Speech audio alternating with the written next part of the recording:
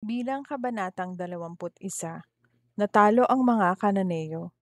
Nang mabalitaan ng Kananeyong hari ng Arad na naninirahan sa Negev, napaparating ang mga Israelita na dumadaan sa Atarim, sinalakay niya sila at binihag ang iba sa kanila.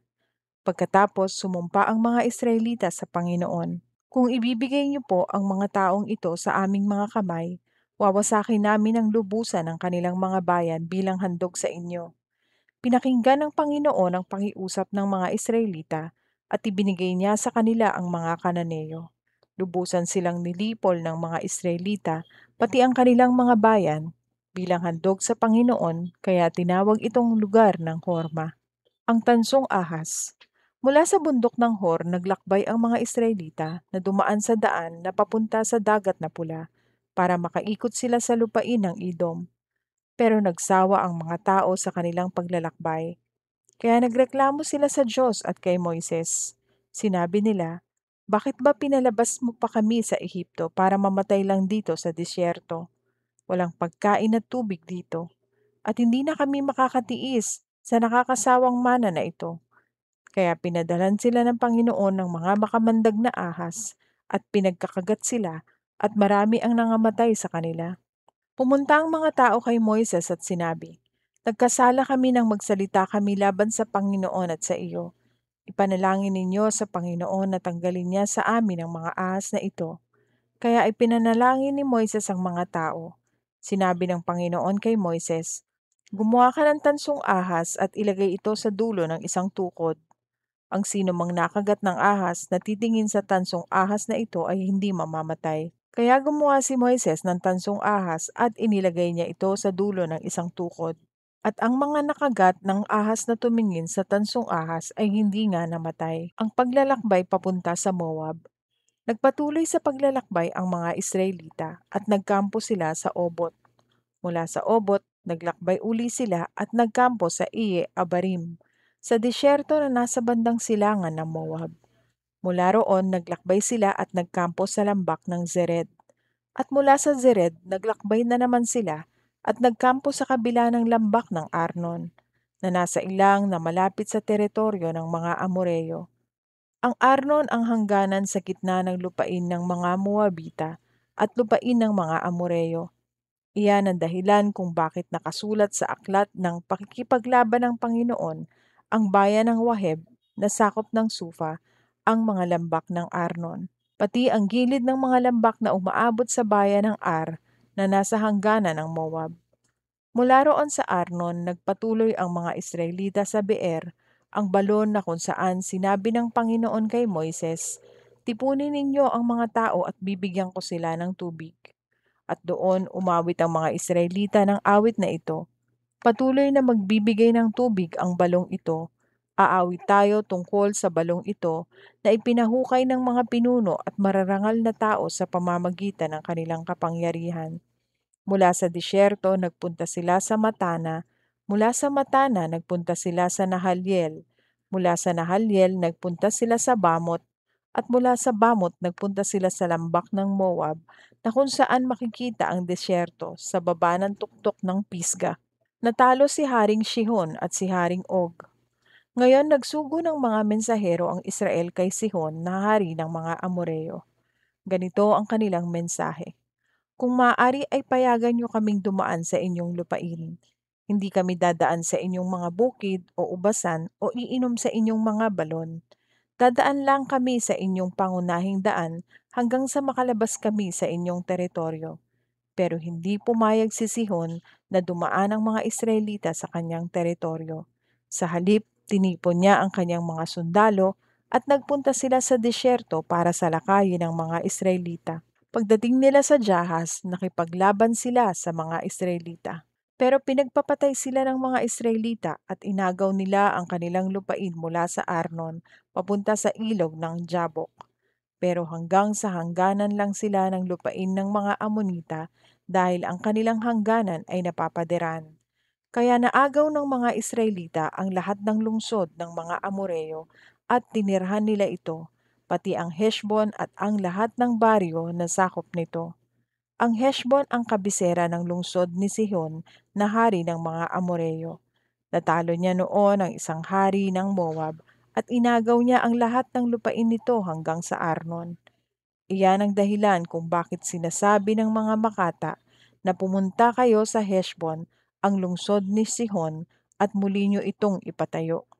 Noon sumasalakay ang mga sundalo ng Heshbon katulad ng naglalagablab na apoy at lumamon sa bayan ng Ar na sakop ng Moab at sumira sa mataas na lugar ng Arnon. Nakakaawa kayong mga taga-Moab. Bumagsak kayong mga sumasamba sa Diyos na si Kemosh. Kayo na mga anak niya ay pinabayaan niyang mabihag ni Sihon na hari ng Amoreyo. Pero ngayon, bagsak na ang mga Amoreyo, nagiba ang lunsog ng Heshbon, pati ang Dibon, Nofa at Medeba. Kaya nanirahan ang mga Israelita sa lupain ng mga Amoreyo. Pagkatapos nagpadala si Moises ng mga espiya sa Jazer at inagaw din nila ito pati ang mga baryo na sakop nito. Pinaalis nila ang mga Amoreyo na naninirahan doon. Pagkatapos nagpunta naman sila sa Bashan, pero sinalakay sila ni Haring Og ng Bashan at ng kanyang buong sundalo roon sa Edrei. Sinabi ng Panginoon kay Moises, "Huwag kang matakot sa kanya dahil siguradong ibibigay ko siya sa iyo at ang kanyang mga sundalo sa inyo, pati ang kanyang lupain. Gagawin mo sa kanya ang ginawa mo kay Sihon na hari ng mga Amoreyo na naghari sa Heshbon." Kaya pinagpapatay ng mga Israelita si Og, pati ang mga anak niya at ang lahat niyang mamamayan, kaya walang natira sa kanila at inangkin ng mga Israelita ang lupaing sakop ni Og. Bilang kabanatang 22, ipinatawag ni Haring Balak si Balaam. Nagpatuloy sa paglalakbay ang mga Israelita hanggang sa nakarating sila sa kapatagan ng Moab at nagkampo sila sa silangan ng ilog ng Hordan sa harapan ng Jericho. Alam ni Haring Balak ng Moab na anak ni Zippor ang lahat ng ginawa ng mga Israelita sa mga Amoreyo at natakot siya at ang mga Moabita dahil sa dami ng mga Israelita. Sinabi ng mga Moabita sa mga tagapamahala ng Midian, "Uubusin talaga tayo ng mga taong ito, tulad ng baka na nanginginain ng mga damo." Kaya si Balak na anak ni Zippor, na siyang hari ng Moab ng mga panahong iyon, ay nagsugo ng mga mensahero para ipatawag si Balaam na anak ni Beor na naninirahan sa Petor. Sa Petor malapit sa ilog ng Euphrates, ipinanganak si Balaam. Ito ang mensahe ni Balak. May mga taong nanggaling sa Ehipto at masyado silang marami at naninirahan sila malapit sa amin. Kaya pumunta ka rito at sumpain ang mga taong ito dahil mas makapangyarihan sila kaysa sa amin. At baka sakaling matalo ko sila at maitaboy palayo sa aking lupain. Dahil nalalaman ko na ang sino mang isinusumpa mo ay nasusumpa. Kaya naglakbay ang mga tagapamahala ng Moab at Midian, nadala ang bayad para kay Balaam. Sinabi nila sa kanya ang sinabi ni Balak. At sinabi ni Balaam sa kanila, "Dito na lang kayo matulog ngayong gabi at sasabihin ko sa inyo bukas kung ano ang sasabihin ng Panginoon sa akin." Kaya roon natulog ang mga pinuno ng Moab. Nagtanong ang Diyos kay Balaam, "Sino ang mga taong ito na kasama mo?" Sumagot si Balaam sa Diyos, "Sila po ang mga mensaherong isinugo ni Haring Balak ng Moab, na anak ni Zippor. Ganito ang kanyang mensahe. May mga taong nanggaling sa Ehipto at masyado silang marami. Kaya pumunta ka rito at sumpain ang mga taong ito para sa akin, dahil baka matalo ko sila at maitaboy palayo." Pero sinabi ng Diyos kay Balaam, "Huwag kang sasama sa kanila, at huwag mong isusumpa ang mga taong sinasabi nila, dahil pinagpala ko ang mga iyon."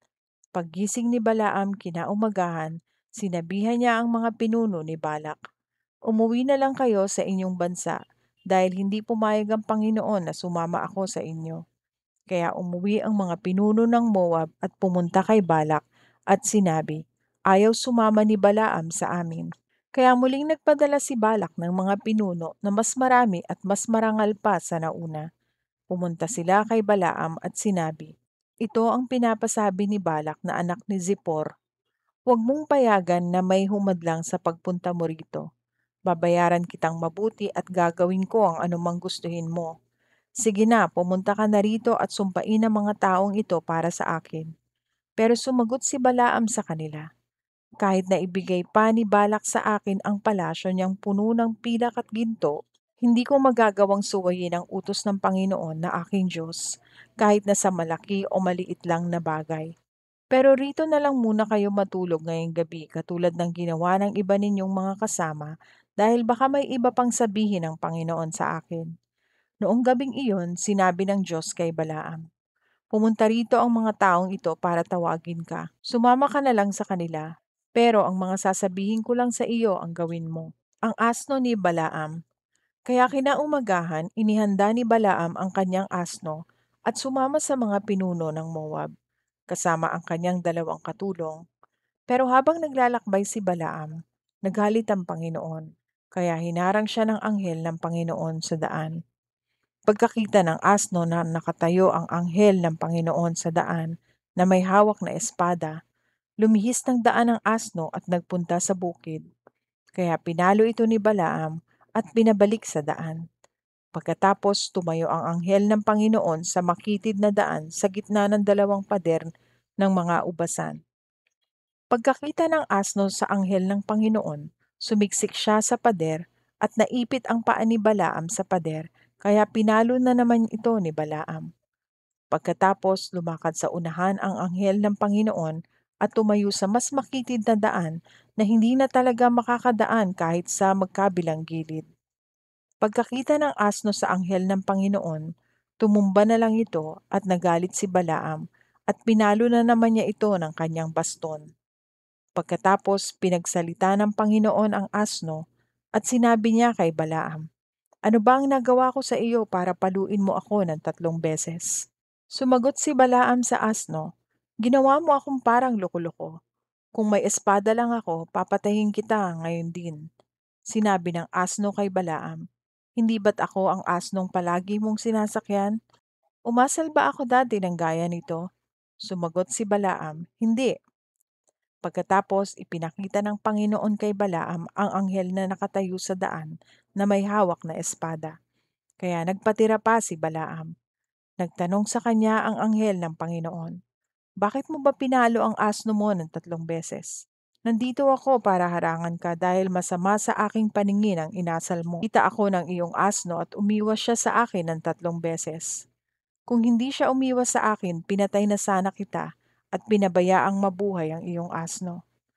Sinabi ni Balaam sa anghel ng Panginoon, "Nagkasala po ako. Hindi ko alam na nakatayo pala kayo riyan sa daan para humarang sa akin. Kung masama para sa inyong magpatuloy ako, uuwi na lang po ako." Sinabi ng anghel ng Panginoon kay Balaam, "Sasama ka sa mga taong iyon, pero sabihin mo lamang sa kanila ang mga sasabihin ko sa iyo." Kaya sumama si Balaam sa mga pinuno ni Balak. Nang malaman ni Balak na paparating si Balaam, sumalubong siya roon sa isang bayan ng Moab malapit sa Arnon, sa hangganan ng kanyang teritoryo. Sinabi ni Balak kay Balaam, "Hindi ba't dali-dali kitang ipinatawag? Bakit hindi ka kaagad nagpunta? Iniisip mo ba na hindi kita babayaran?" Sumagot si Balaam, "Nandito na ako, pero sasabihin ko lang sa iyo kung ano ang ipinapasabi ng Diyos sa akin." Pagkatapos sumama si Balaam kay Balak sa Kiriath Huzot at naghandog doon si Balak ng baka at tupa. Ibinigay niya ang ibang mga karne kay Balaam at sa mga pinuno na kasama niya. Kinaumagahan, dinala ni Balak si Balaam sa Bamot Baal at doon nakita niya sa ibaba ang buong mamamayan ng Israel.